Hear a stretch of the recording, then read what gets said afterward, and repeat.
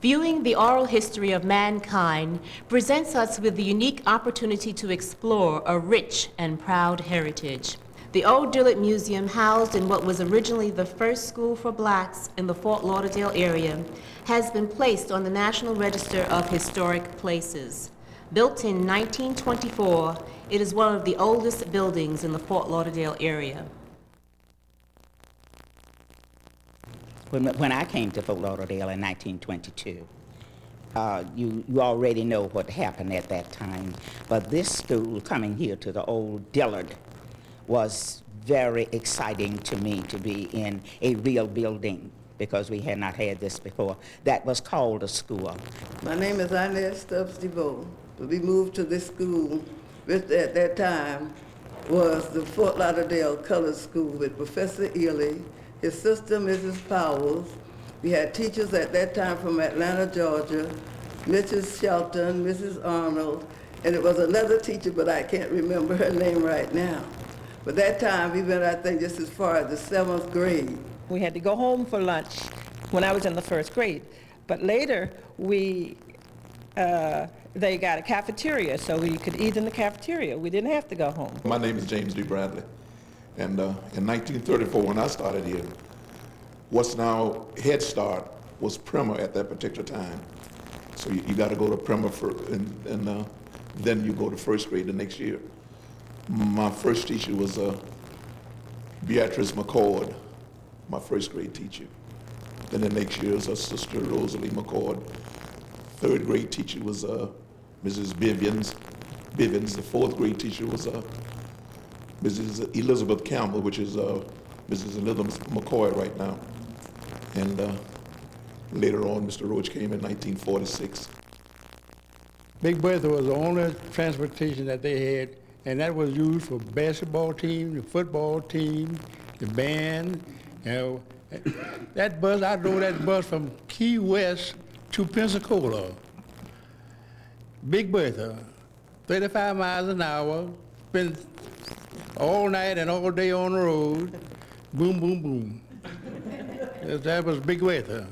We had volleyball, we had basketball, and we had softball. And I liked to play volleyball and softball. We had the other taller girls that was taller than I was that played basketball. But we had fun in the bean field too anyway, and come back after that was over. But it was kind of difficult for our parents, the ones that had to work, you know, for us to have to quit school and go to the field while they were working downtown someplace and had to worry about us walking down Broward Boulevard to 441, walk to Hammondville, pick beans, and walk back home and get home about 9 o'clock at night.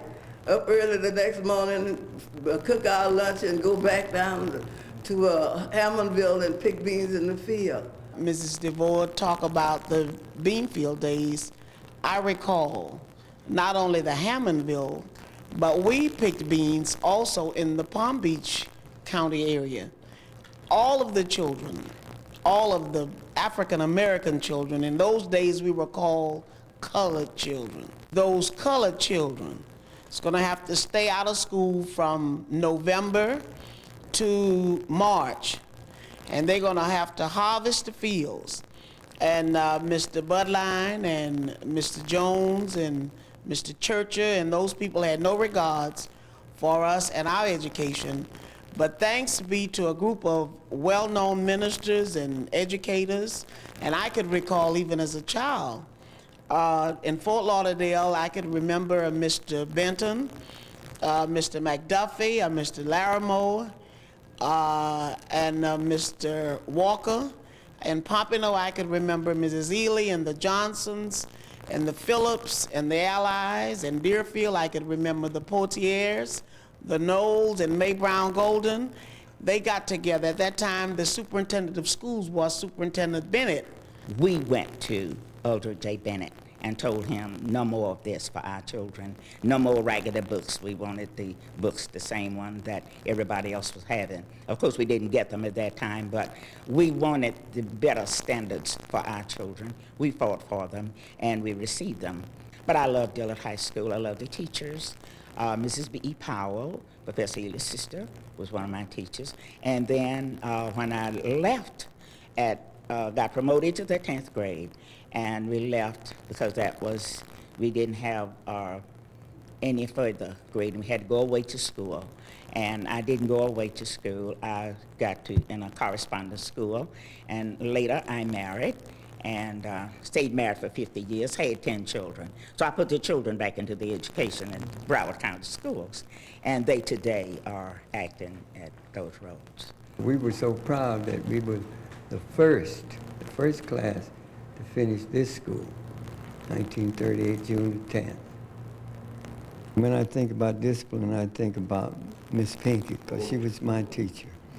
And everybody knows about her, and if they didn't know her, they heard about her. And she would really teach you the word discipline. I remember I was in the 3rd grade, and the teacher did not come to school.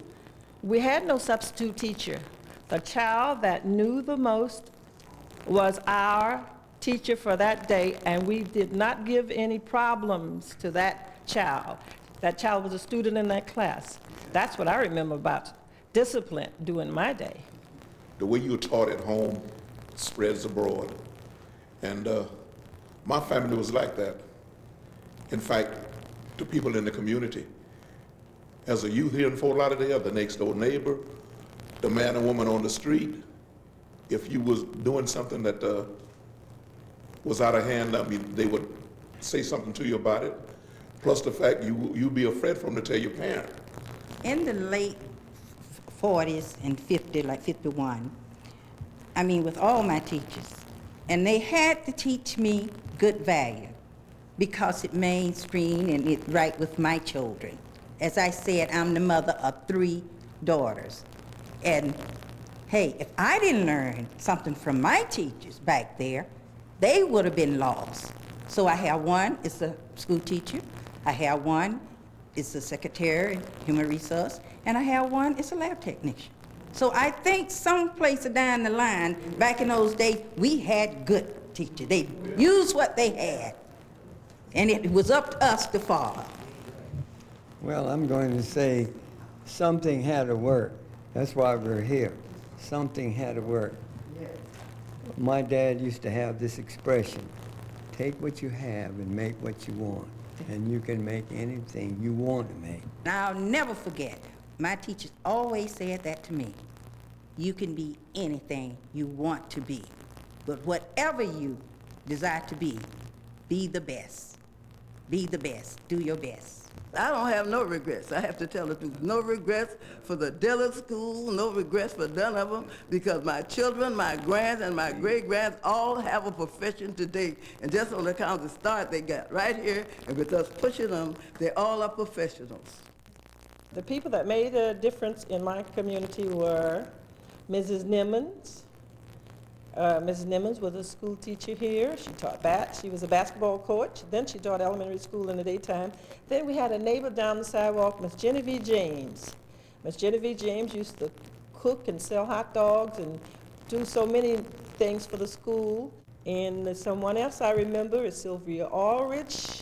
Sylvia Aldridge having the employment service there for women to get them out of the bean field and get them into homes where they could have a ride to go to work, and not only the women, the men too. She was one of the outstanding women.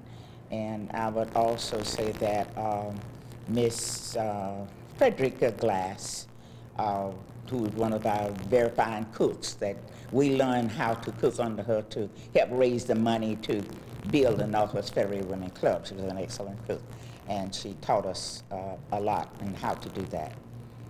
Frederica Glass and Mrs. Aldridge and many from our church.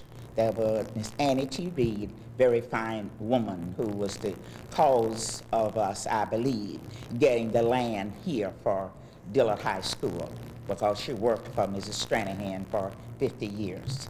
And she was very fond of Mrs. Reed. Mrs. Reed told her our need, and she got this land here where Dillard sits today. Mrs. Eliza Robinson was a a woman of the city, right along with Mrs. Sylvia Aldrich, Mrs. Savannah Hurst, and Mrs. Davenport, which was she was a midwife. She delivered a lot of babies in Fort Lauderdale. She won't come as close as Dr. Sistrunk, because I don't know whether any of that is documented, but she delivered she was a midwife. In fact, she was here long before Dr. Sistrunk. Before we got a doctor here, she was here. Dr. Sistrunk probably gave more births to babies around here than anybody in the town, about 5,000.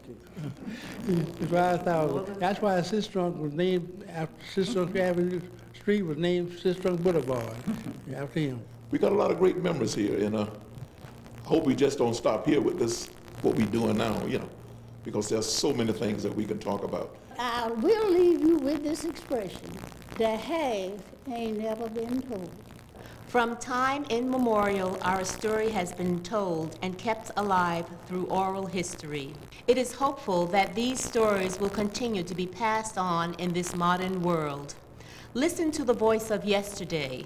It is the key to the past that will open doors for our young and the entire community. As the old Yoruba proverb states, if we stand tall, it is because we stand on the backs of those who came before us. In order to have a clear direction for the future, we must know from whence we've come. If we don't know where we've been, then we won't know where we're going.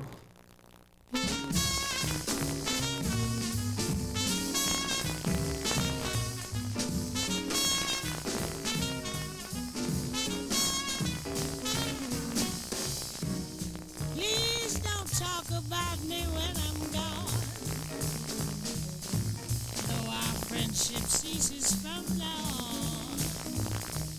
And listen, if you can't say anything real nice, it's better not to talk at all. That's my advice. We're parting, you go your way, I'll go mine. It's best that we do. Here's a kiss, I hope that this brings lots of luck to you.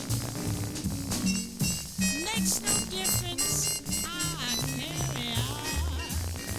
Just don't you talk about me.